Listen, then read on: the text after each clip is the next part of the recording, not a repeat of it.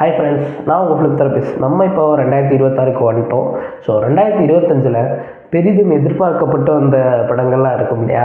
So அதில் சிறந்த 10 படங்கள் பற்றி பார்க்க போகிறோம். இந்த 10 படங்கள் வந்து என்னோட ஒப்பீனியன் தான். ஸோ என்னோட தனிப்பட்ட விருப்பம் தான் இந்த 10 படங்களும். ஸோ இந்த டாப் 10ல் 10வது இடத்துல ரெட்ரோ படம் இருக்குது. சூர்யா நடித்து கார்த்திக் சுப்புராஜ் இயக்கி இந்த படம் கோபம் கம்மி பண்ணுது. ஒரு பெரிய கேங்ஸ்டர் படம் அப்படின்னு தான் எல்லாரும் எக்ஸ்பெக்ட் பண்ணாங்க. சிலருக்கு இந்த படம் வந்து ஒரு லவ் படம் அப்படின்னு தெரிஞ்சிருச்சு. தம்மோ இனி காதல், பரிசுத்த காதல்.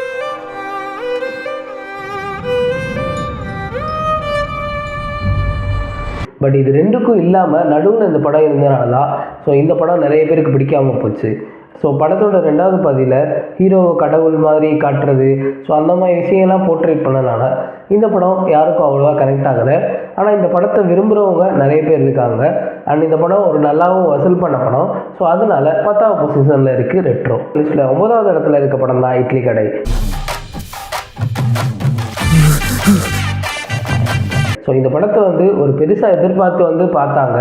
பட் படத்தில் அவ்வளோவா எதுவுமே இல்லை அப்படின்னு ஏமாறுற மாதிரி சில பேர் இருந்தாங்க. பட் இந்த படம் வந்து நிறைய பேருக்கு பிடிச்சும் இருந்துச்சு. ரொம்ப நாளுக்கு அப்புறம் ஒரு கிராமத்து சாயலில் ஒரு படம் பார்த்த ஃபீல் வந்துச்சு. ஒரு ப்ளசன்ட் ஃபீல் இருந்துச்சு இந்த படம் அப்படின்னு சொல்லலாம். அப்பனோட இட்லி கிடைக்காது, அவன் சாகிறதுக்கு ரெடியாக இருக்கா. ஸோ இது வந்து தனுஷோட வெஜிடேரியன் ஃபிலிம்னு சொல்லலாம். ஸோ படத்தில் இட்லி கடை தான் வச்சுருப்பார், எந்த வித சண்டையும் போட மாட்டார். இன்டர்வலில் ஒரு சண்டை போடுவார், அதுக்கப்புறமும் வெஜ்ஜாக மாறிடும். படம் முழுக்க எந்த ஒரு சண்டையும் இல்லாமல் ஒரு அகிம்சை வழியிலே கொண்டு போயிருப்பாங்க. ரொம்ப நல்ல ப்ளசண்ட்டான ஃபீல் மக்களுக்கு இருந்ததுனால இந்த படம் என்னோட டாப் 10ல் 9வது இடத்த பிடிச்சிருக்கு. 9வது இடத்துல 2 படங்கள் இடம் பிடிச்சிருக்கு. அதில் ஒன்று தான் தலைவன் தலைவி.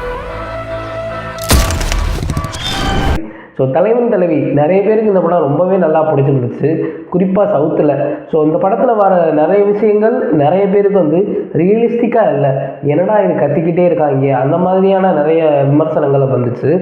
பிடிக்கலன்னா உங்கள் அப்பாவோட அரண்மனைக்கு கிளம்பி போங்கலைங்க. ஸோ இந்த படம் எனக்கு பர்சனலாக ரொம்ப பிடிச்சிருந்துச்சு. ஸோ தலைவன் தலைவி மாதிரியே இன்னொரு படமும் 8வது இடத்துல இருக்குது, அதான் மதராசி. ஸோ சிவகார்த்திகேயன் நடிப்பில் ஏஆர் முருகதாஸ் இயக்கத்தில் வந்த இந்த படம்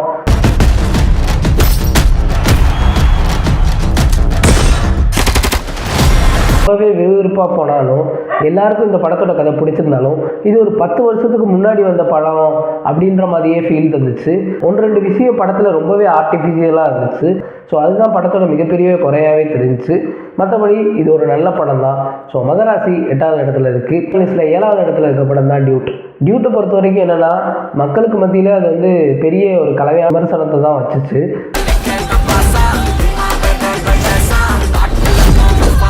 ஒரு கமர்ஷியல் ஆக்டர் இந்த மாதிரியான படத்தில் நடிக்கும் போது தான் ஒரு சமூக பிரச்சனை ஒய்டாக பேசப்படுது அப்படின்னு தோணுது. இருந்தாலும் தாலிக்கு மரியாதை இல்லையா? தாலிக்கு எந்த மரியாதையும் இல்லை, அதுக்கு பின்னாடி இருக்கிற அந்த பொண்ணோட ஃபீலிங்ஸ்க்கு தான் மரியாதை. ஏன்னா இந்த படம் வந்து சோசியல் மீடியாலலாம் ஒரு பெரிய இம்பாக்ட் கிரியேட் பண்ணிச்சு. இந்த படத்தை பற்றி ஓரளவு டிஸ்கஷனே போச்சு. ஸோ அந்த அளவுக்கு மக்களிடையில் நிறைய விமர்சனங்கள் பெற்றிருந்த டியூட் படம் நம்ம டாப் 10ல் 7வது இடத்த பிடிச்சிருக்கு. ஸோ நம்ம டாப் 10 லிஸ்ட்டில் 6வது இடத்துல இருக்க படம் தான் குடும்பஸ்டன். மணிகண்டன் நடிப்பில் வந்த இந்த படம் நம்மளோட இயர் ஸ்டார்டிங்கில் வந்து பெரிய எதிர்பார்ப்போடு வந்து அதை பூர்த்தியும் பண்ணிச்சு. 20,000 தான் வாங்கியிருக்கிறியா இல்லை வேற ஏதாவது வாங்கி? எவ்வளோ பணம்? 1 லட்சம். படத்தில் வர ஒவ்வொரு சீனுமே நம்மளை சிரிக்க வச்சு ஒரு மிடில் கிளாஸ் பர்சனோட கஷ்டத்தை ரொம்ப அழகாக சொல்லிக்கிட்டு இருந்தாங்க. ஸோ அதனாலேயே இந்த படம் நம்ம டாப் 10ல் 6வது இடத்த பிடிச்சிருக்கு. 5வது இடத்துல டூரிஸ்ட் ஃபேமிலி படம் இருக்குது. ஸோ சசிகுமார், சிம்ரன் இவங்களோட நடிப்பு நம்மளை பிரமிக்க வச்சிருச்சுன்னு தான் சொல்லணும். இந்த படத்தோட ஸ்டார்டிங்லேருந்து எண்டு வரைக்கும் ஒவ்வொரு எமோஷனல் சீன்லேயும் ஒரு காமெடி சீன் வச்சுருப்பாங்க. ஒரு வழியில் தப்பித்தவரி எனக்கு ஏதாவது ஆச்சுண்டால் இன்னொரு கல்யாணம் என்னால் பண்ண இயலாது, பண்ண சொல்லாதீங்க. அது ரொம்ப அழகாக கனெக்ட் பண்ணியிருப்பாங்க. அதுவும் இல்லாமல் ஒரு நாய்க்குட்டியை வச்சு ஒரு படம் முழுக்க கனெக்ட் பண்ண முடியும்னா அது இந்த படம் தான். போகிற வழியில் எனக்கு ஏதாவது ஆச்சுண்டா பிள்ளைகளை பத்திரமா பார்த்துக்கிட்டு சொல்ல வந்தேன். ஓ, இதுகளை வச்சுக்கொண்டு ஸோ இந்த வருஷத்துலேயே ரைட்டிங்கில் ரொம்ப அழகாக வந்த படம்னா டூரிஸ்ட் ஃபேமிலியை நான் சொல்லுவேன். ஸோ அந்தளவுக்கு எனக்கு இந்த படம் பிடிச்சிருந்துச்சு.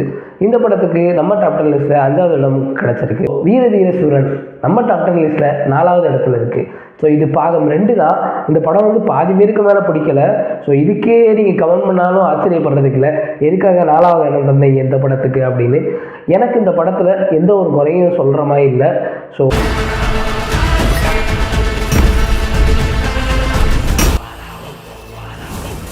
விக்ரமோட ஆக்டிங்கும் இந்த படத்தில் ரொம்ப அற்புதமாக இருக்கும்.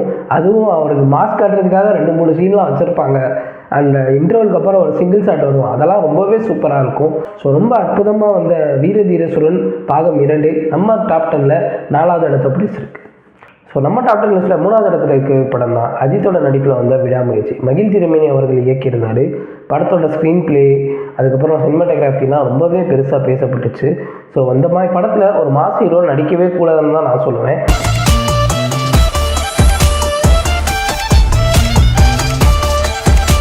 ஸோ ஆனால் நடித்தா என்ன நடக்கும்னு நம்மளே பார்த்துருப்போம்.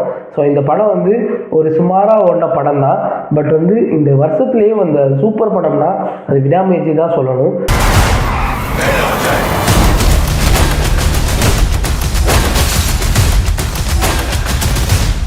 இந்த படத்தை நீங்கள் திரும்ப இன்னொரு வாட்டி பார்த்தீங்கன்னாலே உங்களுக்கு தெரியும்.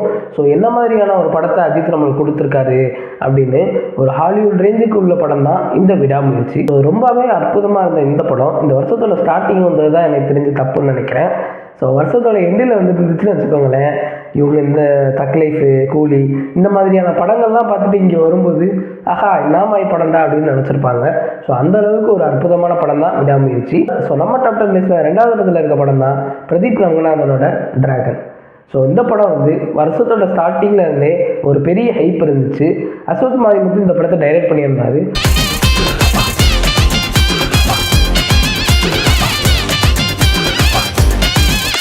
ஸோ இந்த படம் தமிழ், தெலுங்கு அப்படின்னு எல்லா இடத்துலையுமே ரொம்ப பரவலாக பேசப்பட்டுச்சு. ரொம்ப அற்புதமாக நடிச்சிருந்தாங்க.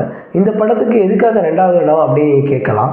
ஸோ இந்த படம் வந்து ஸ்டார்டிங்லேருந்து எண்டு வரைக்கும் யாரையுமே டிசப்பாயின்மெண்ட் பண்ணல அப்படின்னு தான் சொல்லணும். ஸோ இந்த மாதிரி ஒருத்தன் இந்த மாதிரி ஏமாற்றி படித்து உள்ளே வரான். ஸோ அவனுக்கு என்ன மாதிரியான எண்டிங் இருக்கணும் அப்படின்றத ரொம்ப தெளிவாக ஆராய்ஞ்சு இந்த படத்துக்கான கிளைமேக்ஸ் வச்சுருப்பாங்க. ரொம்ப சூப்பராகவும் இருக்கும். ஸோ இந்த படம் வந்து ஒரு ஷார்ட் ஃபிலிம்க்கான கண்டென்ட் தான். ஸோ அதை நமக்கு எவ்வளோ எலாபரேட் பண்ணி என்கேஜிங்காக கொடுத்துருக்காங்க. ஸோ நம்ம டாப் 10 லிஸ்ட்டில் 1வது இடத்துல இருக்க படம் தான் துருவ விக்ரமோட பைசன் காலமாட. மாரி செல்வராஜோட இயக்கத்தில் வந்து இந்த படம் ஸோ வந்து கலெக்ஷன் வைஸ் பார்த்தோம்னா டியூடோட கம்மி தான் அது கலெக்ஷன்.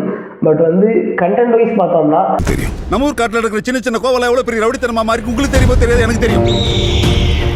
தமிழ்நாட்டில் இருக்க எல்லாருமே இந்த படத்தை விரும்புகிற அளவுக்கு இந்த படம் மாறிடுச்சு. பைசன் தி காலமாடான். ஸோ வந்து ஏதாவது ஒரு மொமெண்டம் ஆகணும்னா இந்த மாதிரியான ஒரு படங்களால் தான் முடியும்.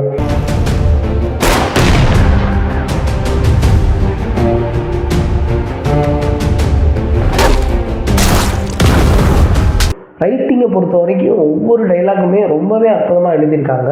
ஸோ வந்து நீங்கள் படத்தை ஒரு 10 வருஷம் கழித்து பார்த்தா கூட என்ன டைலாக்டா அப்படின்னு சொல்கிற அளவு தான் ஒவ்வொரு டைலாக்கும் இருக்கும். இந்த படம் வந்து சவுத்தில் பெரிய ப்ராப்ளம் தான் க்ரியேட் பண்ணும் அப்படி இப்படின்லாம் சொன்னாங்க படம் வரதுக்கு முன்னாடி. பட் அதெல்லாம் இல்லை, சவுத்தில் இது கொண்டாடக்கூடிய படமாக மாறிடுச்சு. ஸோ அந்தளவு மாரி செல்வராஜோட இயக்கமும் அவரோட தேர்ந்த எழுத்தும் நம்மளை இந்த படத்தை ரொம்பவே ரசிக்க வச்சுருக்கு. ஸோ பைசன் காலமாடன் முதல் இடத்துல இருக்குது. ஸோ இதுதான் என்னோட டாப் 10 லிஸ்ட்டு.